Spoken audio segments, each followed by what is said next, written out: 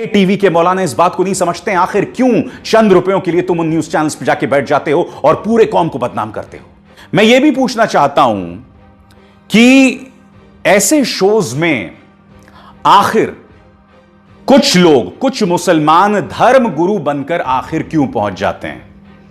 आप जानते हैं ट्विटर पर एक ट्रेंड जो है इस वक्त चल रहा है, रेंटल मुल्ला, यानी कि 5-5 हजार में कुछ मौलाना धर्म गुरु का भेष धरकर इन चैनल्स में बैठ जाते हैं। मैं रेंटल मुल्ला तो नहीं कहूंगा, मगर मैं इन्हें टीवी मौलाना कहूंगा। मैं आपको बताना चाहता हूं दोस्तों, मैं जानना चाहता हूं कि जो न्यूज चैनल एक समुदाय को लगातार टारगेट करता रहता है, वहां पर इन मौलानाओं को जाने की क्या जरूरत है सिर्फ 5,000 रुपए के लिए। क्या आप जानते हैं इन्हें 1 घंटे में गालियां सुनने के लिए जो जाते हैं, इन्हें 5,000 रुपए मिलते हैं, उससे ज्यादा नहीं मिलते हैं। मैं कहता हूं कि अगर आपकी रोजी रोटी भी इन 5,000 रुपए से चलती है तो भाई आप क्राउड फंडिंग करके बात करो लोगों से। यह किस तरह की सोच है मैं ये जानना चाहता हूं कि ये लोग इस नफरती एजेंडे को आगे क्यों बढ़ा रहे हैं। मैं आपको एक मिसाल देता हूं। कुछ दिनों पहले एक मिसाल सामने उभर कर आई थी कि एक मुस्लिम लड़की गीता के श्लोक पढ़ रही थी, और यकीन मानिए दोस्तों, जब वो लड़की गीता के श्लोक पढ़ रही थी ना, तो बहुत खूबसूरत लग रहा था। अब एक न्यूज चैनल ने क्या चालाकी की, उस लड़की को बिठा दिया स्टूडियो में और उसके सामने 2 लंबी लंबी दाढ़ी वाले मौलाना बिठा दिए, और उस पूरे 1 घंटे के कार्यक्रम में वो मासूम लड़की तो गीता के श्लोक पढ़ रही थी और वो दो मौलाना जो हैं बोल रहे थे, देखिए हमारे इस्लाम में ये अलाउड नहीं है, ये नहीं है, फलाना ढिमकाना। अब आप सोचिए, ये तस्वीर जब दिखाई जाती है तो इसका क्या फर्क पड़ता है आम जनमानस पर। उन 2 मौलानाओं को वहां जाने की क्या जरूरत थी। यही तो एक खूबसूरती है ना इस देश की, जहां मुसलमान गीता के श्लोक पढ़ सकता है, जहां एपीजे अब्दुल कलाम को हम अपने माथे पर, हम अपने सराखों पर बिठाते हैं, जहां आज की तारीख के 3 बड़े सुपरस्टार्स तीनों मुसलमान हैं। यही तो खूबसूरती है ना इस देश की। मैं आज इसलिए बता रहा हूं क्योंकि इन्हीं न्यूज चैनल्स पर जब पालघर लिंचिंग को हिंदू मुस्लिम बनाने की कोशिश की जा रही थी, ये टीवी मौलाना वहां जाकर बैठ जाते हैं। आखिर क्यों?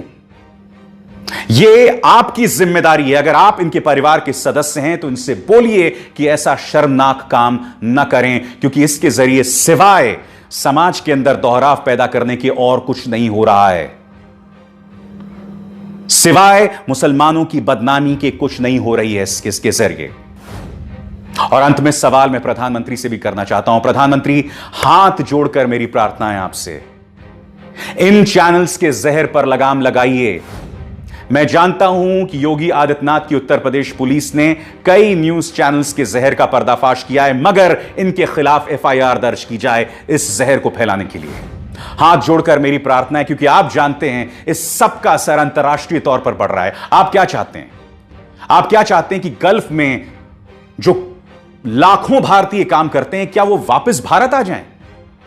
क्या आप जानते हैं कि ओमान की तरफ से, कतर की तरफ से, सऊदी अरब की तरफ से, यूनाइटेड अरब एमिरेट्स की तरफ से, सभी तरफ से कठोर तेवर अपनाए जा रहे हैं वहां के हुक्मरानों द्वारा।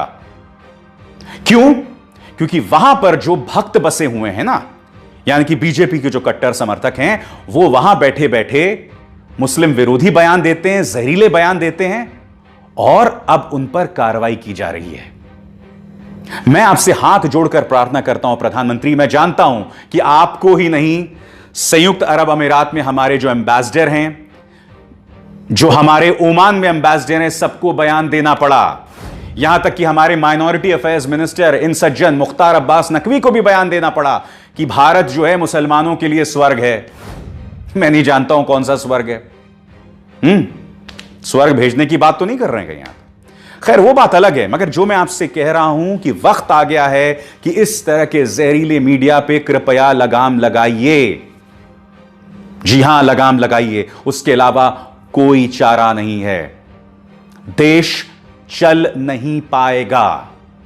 हम मजबूत हैं, हम एक हैं, हम बिखर नहीं सकते हैं, मगर घुटनों पे चलना कोई चलना नहीं होता है। आज मैं आप सबसे हाथ जोड़कर प्रार्थना कर रहा हूं, एक पत्रकार होने के नाते नहीं, बल्कि एक इस देश के एक नागरिक होने के नाते, कि कृपया इस जहर को अपने मन, अपनी आत्मा का हिस्सा मत होने दीजिए, क्योंकि इससे कोई एक समुदाय को नुकसान नहीं पहुंचने वाला है, पूरा देश इसमें डूब जाएगा। भारतीय जनता पार्टी के ये नफरती नेता बाज आएं, जिन न्यूज चैनल्स का मैं जिक्र कर रहा हूं ये लोग बाज आएं, क्योंकि जिन न्यूज चैनल्स पर ये एंकर्स काम करते हैं, तुम्हारे भी बच्चे हैं, तुम्हारे भी बच्चे स्कूल जाते हैं। आप क्या चाहते हैं? कल्पना कीजिए, आप लाइन लगाए एक सुपर स्टोर के बाहर खड़े हैं, आप अपनी रोजी रोटी के लिए गए हैं, आप चावल अनाज वगैरह लेने गए हैं, आप लोग सब खड़े हैं, और अचानक ऐसे ही जहरीले प्रोपेगेंडा के चलते वहां पर दंगे छिड़ जाएं। बताइए, इसका जिम्मेदार कौन होगा? खैर, यह बात मैं अपनी हर शो में करता हूं, मुझे लगता है कि इसी पे कोई फर्क नहीं पड़ता, मगर मुझे भी वाकई इस बात का थोड़ा सा भी फर्क नहीं पड़ता कि आपके कान में जूं तक नहीं रेंग रही है, क्योंकि मैं अपनी आवाज इसी बेबाकी के साथ बुलंद करता रहूंगा। जय हिंद।